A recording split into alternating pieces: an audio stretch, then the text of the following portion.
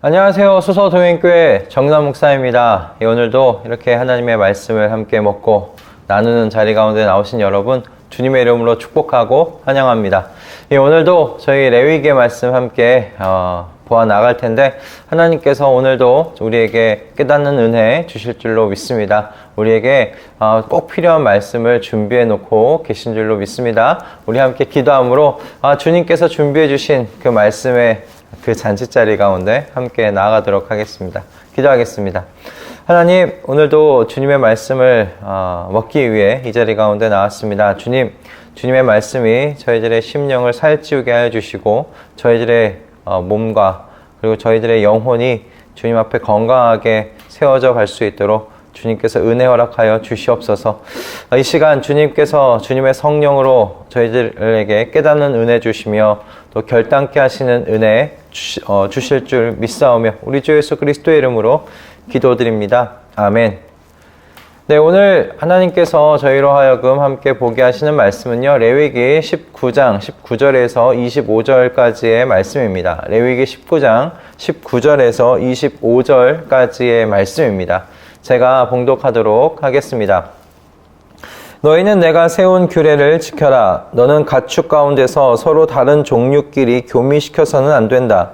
밭에다가 서로 다른 두 종류의 씨앗을 함께 뿌려서는 안 된다. 서로 다른 두 가지의 재료를 섞어 짠 옷감으로 만든 옷을 입어서는 안 된다.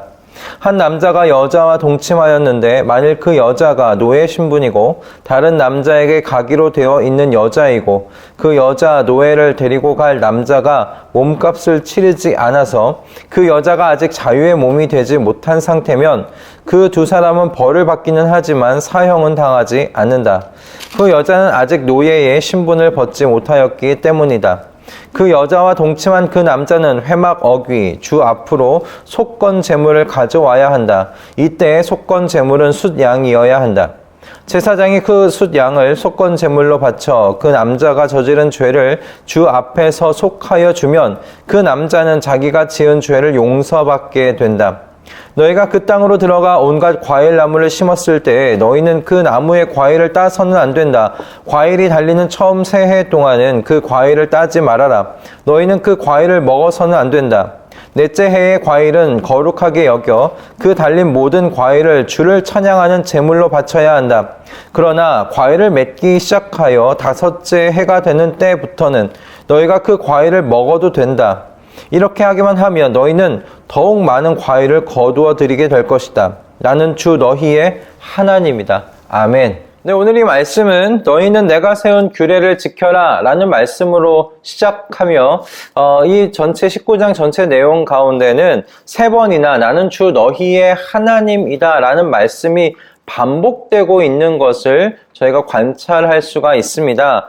이 말씀으로 19절 이후의 내용을 묶을 수가 있어요. 나는 주 너희의 하나님이다 라는 이 말씀으로 우린 이 19절 이후의 말씀을 세 묶음으로 나눌 수가 있는데, 오늘 저희가 읽은 19절부터 25절의 이 한 말씀이 그렇고요, 26절부터 31절 그리고 32절부터 34절까지 나는 주 너희의 하나님이다 라는 이 말씀으로 저희가 거룩에 대하여 전하실 주님의 말씀을 이렇게 묶어 볼 수가 있습니다.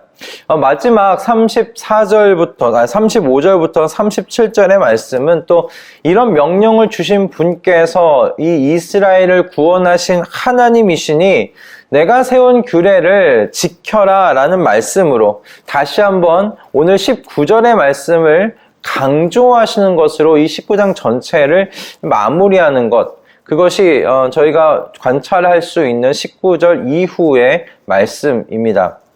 오늘 우리는 이 중에 첫 번째 묶음이죠. 19절부터 25절의 이 말씀을 좀 살펴보려고 합니다. 오늘의 말씀도 어제와 같이 여러 가지 말씀이 섞여 있어서 하나님께서 무엇을 말씀하시려고 하시는가 관찰하기가 쉽지는 않습니다.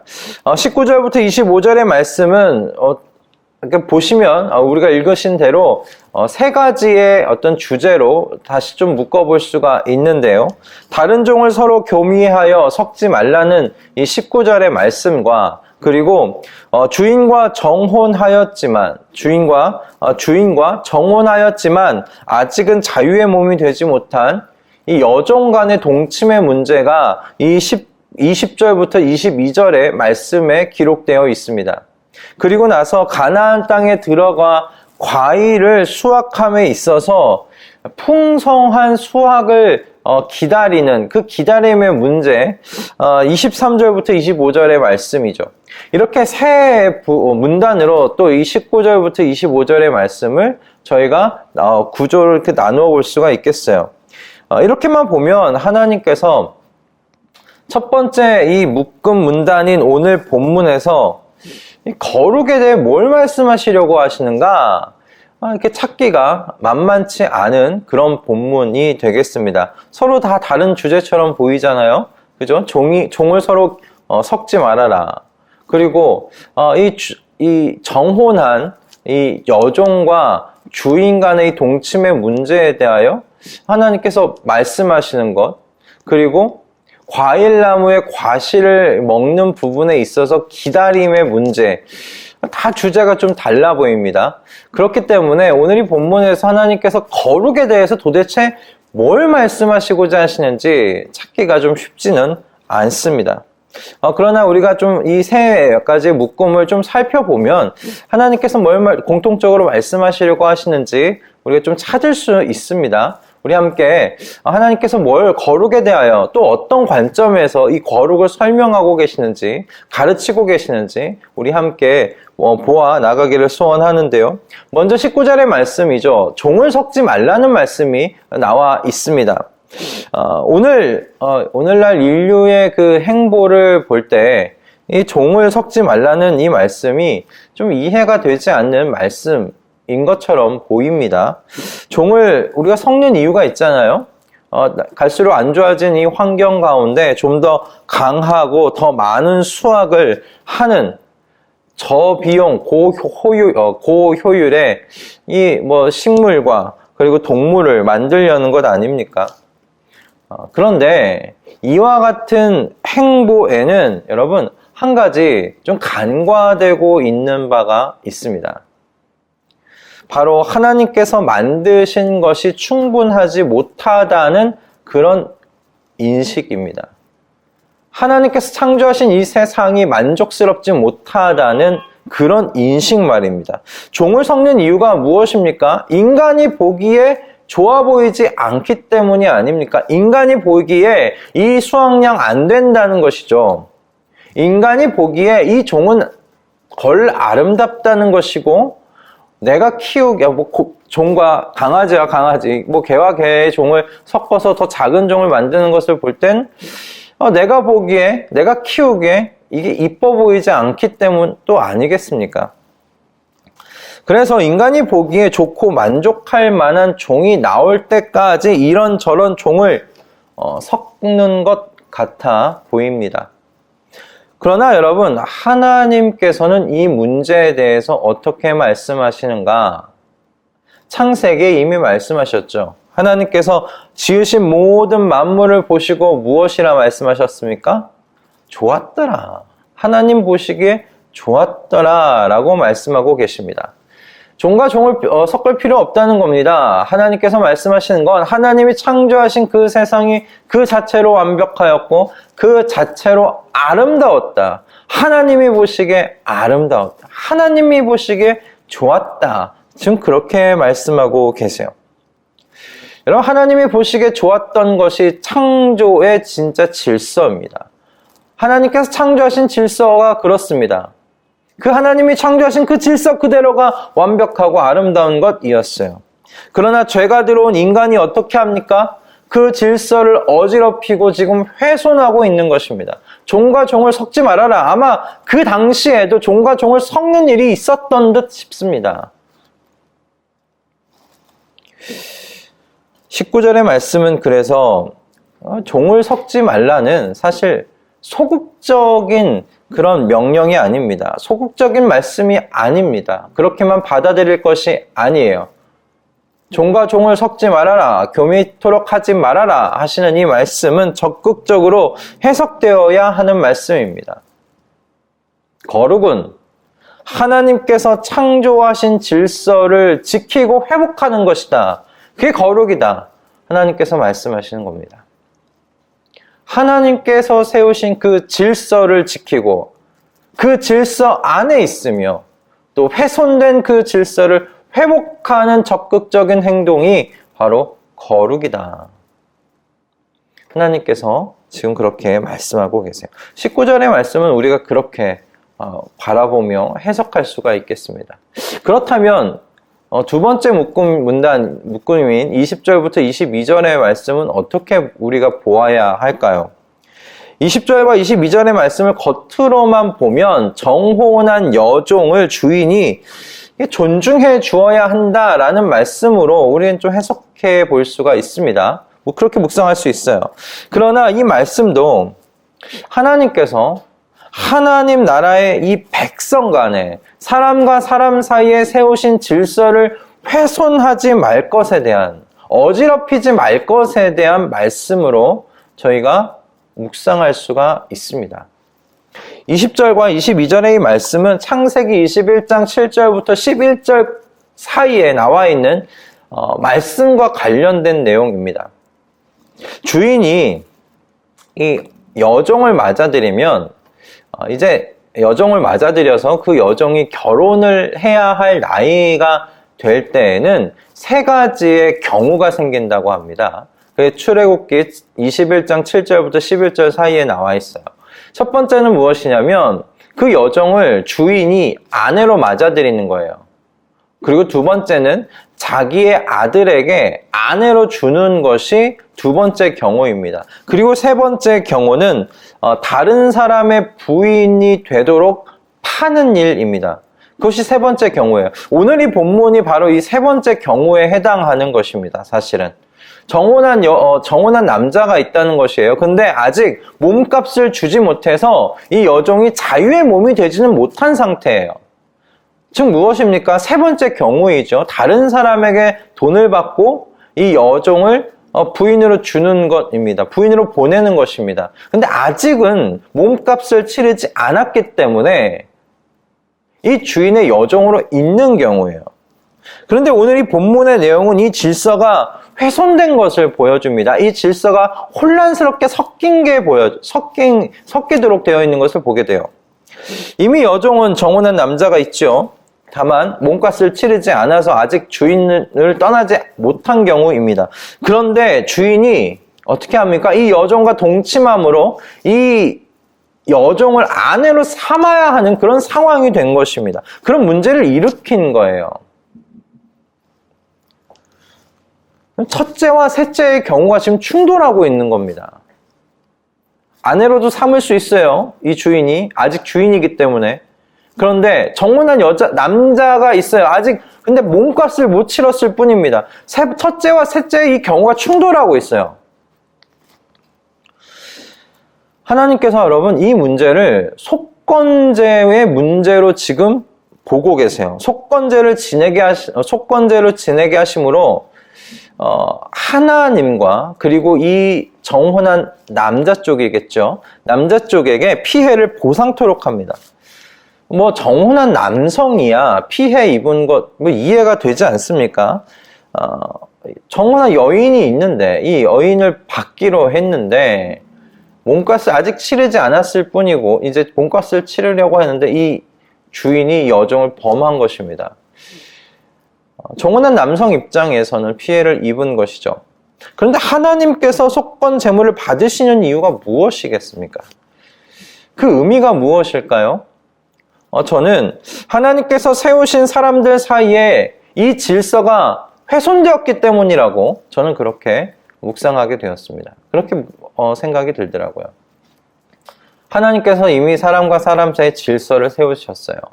여종을 맞아들이면 세 가지의 경우가 있다. 난 세 가지의 질서를 세웠다. 라는 것이죠.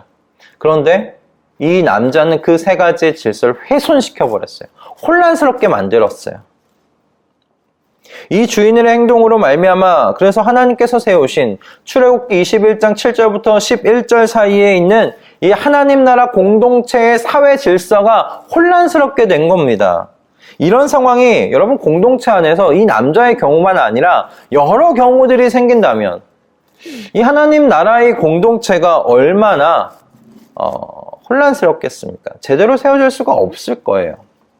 그런 의미에서 저는 거룩은 하나님께서 이 말씀을 통해 하나님께서 사람 사이에 세우신 질서를 지키고 회복하는 것, 그 거룩이다.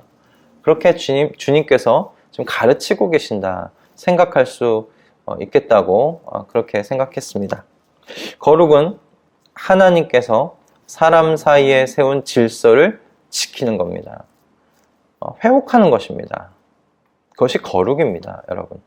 그냥 그것이 어떤 도덕적인 것에 국한된 것이 아니라 하나님 나라 백성으로서의 성품이 드러나는 거예요. 그게 거룩인 거죠.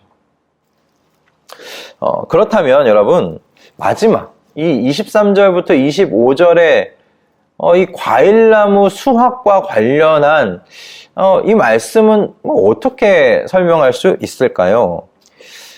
저는 이 과일 추수와 관련한 규례, 이 규례 결국 이 규례를 주신 하나님에 대한 신뢰의 말씀이라고 저는 생각했습니다. 그리고 하나님의 신뢰에 대한 이 문제는 하나님께서 세우신 질서를 지키고 회복하는 가장 그 밑바탕이 되는 기초라고 그렇게 이 말씀이 보여졌어요.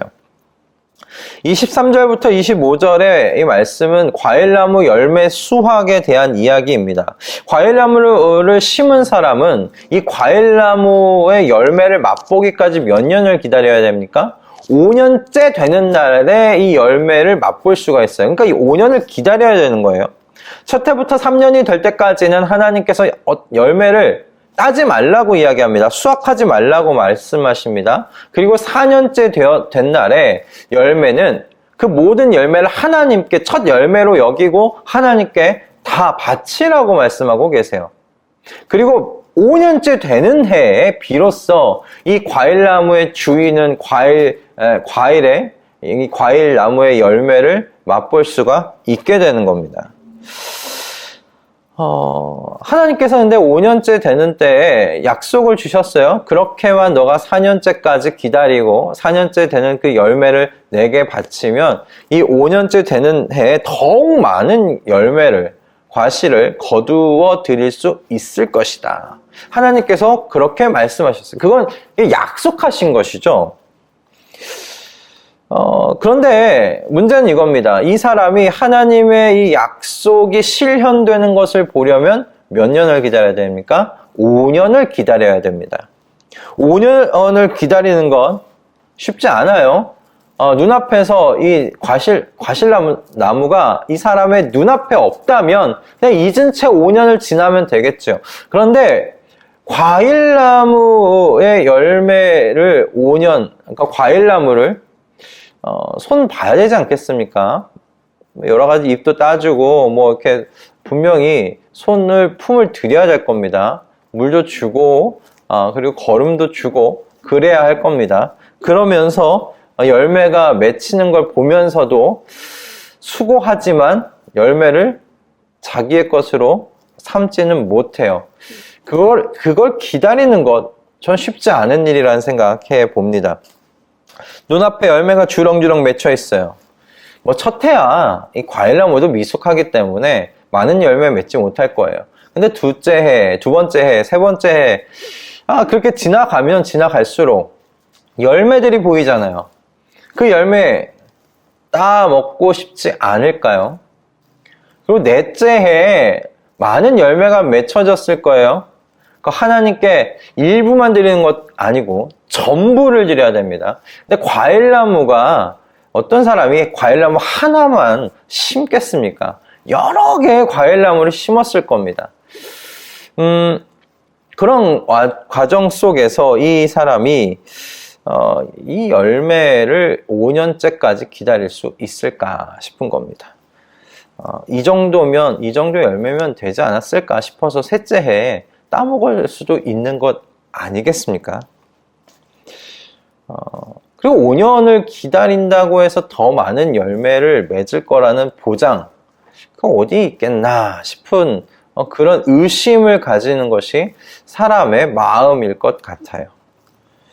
그리고 무엇보다 바로 앞에 있는 열매가 보암직하고 먹음직한 열매가 아닐까 생각해 봅니다. 저는 이렇게 볼 때 이 과일나무 수확의 이야기와 창세기의 선악과의 이야기가 이렇게 오버랩 되더라고요. 결국 두 이야기 모두 하나님의 약속에 대한 신뢰의 문제가 아니겠나 생각했습니다. 과일나무 수확의 문제도 결국은 5년째 되는 해에 그렇게만 하면 더 많은 열매를 얻게 될 것이다 라는 하나님의 말씀에 대한, 이 약속에 대한 신뢰가 있어야 하는 것이죠. 그리고 선악과의 문제도 그렇습니다. 하나님의 주신 그 말씀에 대한 신뢰의 문제였어요. 이 선악과 열매를 먹으면 너가 반드시 죽으리라 하신 그 말씀에 대한 신뢰였어요. 즉 오늘 이 말씀 무엇입니까? 하나님께서 거룩을 무엇이라 말씀하고 계시는가? 하나님과 사람 사이에 하나님께서 처음 세우신 이 신뢰라는 질서를 지키고 회복하라는 말씀이지 않을까? 전 그렇게 생각했습니다. 그러므로 오늘 이 서로 다른 주제인 것처럼 보이는 이 말씀이 한 가지의 어떤 주제로 저희가 정리되는 것을 보게 돼요. 거룩이라는 것은 하나님께서 세우신 질서, 모든 질서를 지키고 회복하는 모든 행동이다. 그것이 거룩이다라는 것입니다. 다시 말씀드리겠습니다. 거룩은 하나님께서 세우신 그 모든 질서를 지키고 회복하는 그 모든 행동을 거룩이라고 말한다 라는 것이에요.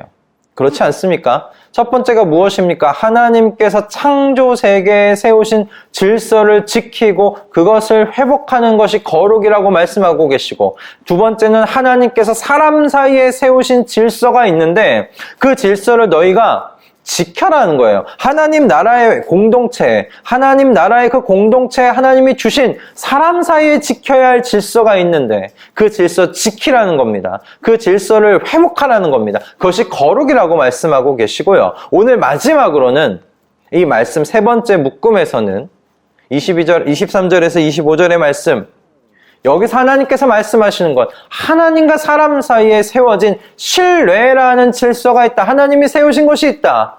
그 신뢰의 문제를 너가 지켜라. 하나님을 끝까지 신뢰해라. 이 신뢰의 문제를 회복해라. 그 거룩이다. 말씀하시는 거예요. 여러분, 하나님을 신뢰하는 건 거룩한 겁니다. 그것이 거룩입니다. 거룩과 신뢰가 다른 것이 아니에요. 하나님을 신뢰하는 그 모든 행동이 여러분 거룩한 겁니다. 오늘 그러므로 이 모든 이 말씀은 결국 거룩이라는 것에 대하여 하나님께서 다른 관점에서 지금 바라보시면서 설명하고 계시는 오늘 본문의 말씀이죠. 참 거룩이라는 이 주제를 가지고 하나님께서 정말 다양하게 이 레위기의 말씀으로 보게 하십니다. 오늘 본문에서 이 거룩은 하나님께서 세우신 이 모든 세상, 정말 모든 세상 아닙니까? 창조 세계 속에, 그리고 사람과 사람 사이에, 그리고 하나님과 사람 사이에 이 세워진 이 모든 질서를 지키고 그걸 회복하는 모든 행동을 하나님께서 거룩하다 보시는 거예요. 그게 구별된 하나님 나라 백성의 행동이라는 것입니다.